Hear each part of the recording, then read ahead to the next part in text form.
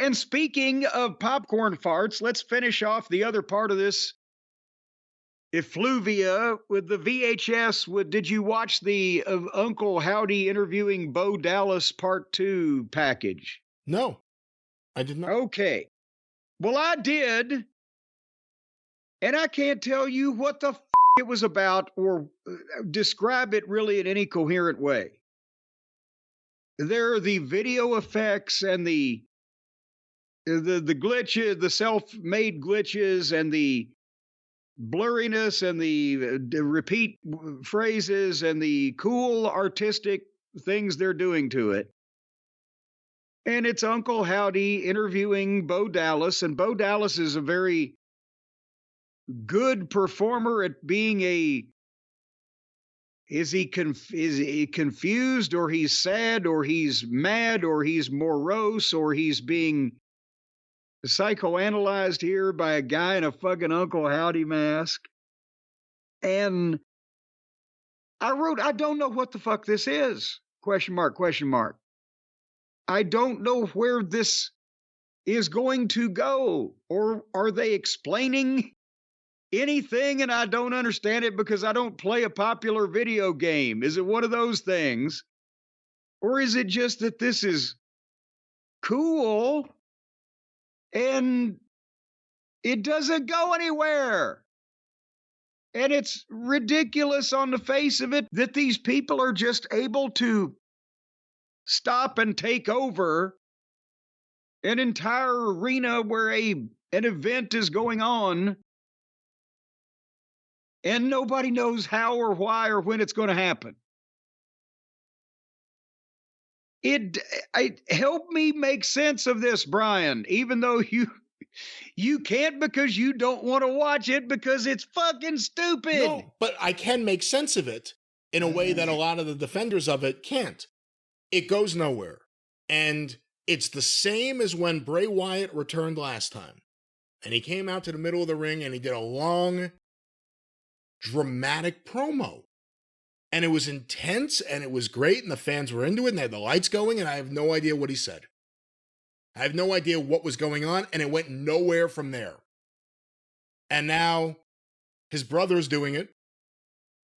You know, again, if this leads to Bo Dallas being a top talent in the company or something, I mean, time will tell if that's going to work. But it just feels like it's going nowhere. And it's even worse than that, actually. It's infiltrating the other segments of the show. And I can understand why people there are into it. It's like, it's a live action play at that point. It goes from being a sports, it goes from being a simulated sport, a sports-oriented thing. It goes from that to being medieval times. You're sitting there while all this stuff is happening right in front of you. But it's terrible. It goes nowhere. None of the people involved in this, I don't think the fans really want to see them go over all the top talent or anything. So where is this going to go? And it better go somewhere soon, I hope. But it never did. The Bray Wyatt stuff never went anywhere, and it was endless.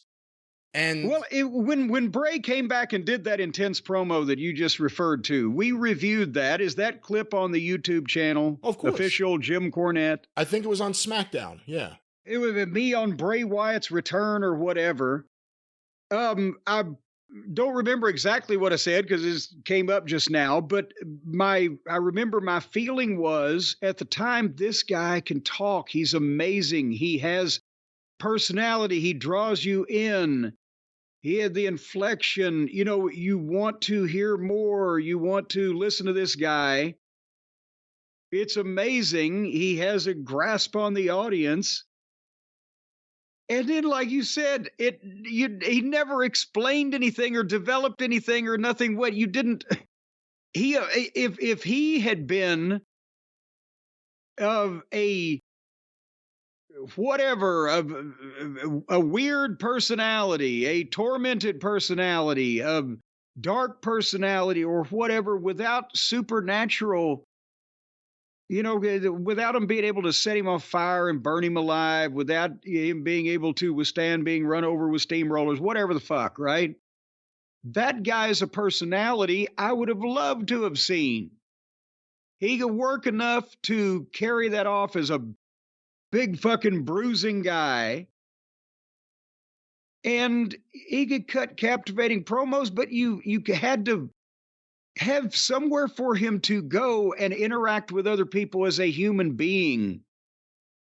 And that he would have been, but it quickly, like you said, went into what the fuck is all of this? And then the puppets and the fucking cartoons and the clubhouse and the all that nonsense. And you have a generation of fans who grew up with WWE and Vince McMahon's attitude of wrestling is this canvas for any stupid thing I want to do.